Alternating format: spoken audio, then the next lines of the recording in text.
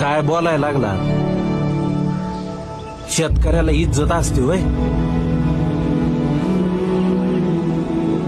या देशातल्या सगळ्यांच्या अशा वागणुकीमुळे एक दिवस देशाची इज्जत तुम्हाला येशीवर टांगायची येळी. तवा सांगणार कुण नसन. अतिवृष्टी आली, वाला दुष्काळ, कोरडा दुष्काळ, रोगराई आली, कोरोनामुळे सगळं जग ठप झालं. थांबला नाही तो फक्त शेतकरी. साधं टिकल्याचं पाकिट विकणाऱ्याला विचारलं काय करतो, तो म्हणतो बिझनेस आहे माझा. आणि एका धान्याच्या दाण्यापासून हजारो दाणे बनविणारा शेतकरी बिझनेसमन नाही याची लाज नाही वाटत?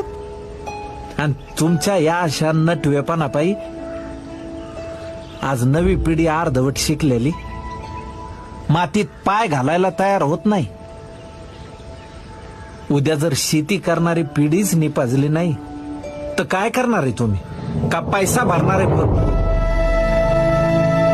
एक दिवस तुमच्याकडे खूप पैसा असन, खायला अन्नाचा कण नसन, त्यावेळी काय खाता? पैसे, नोटा.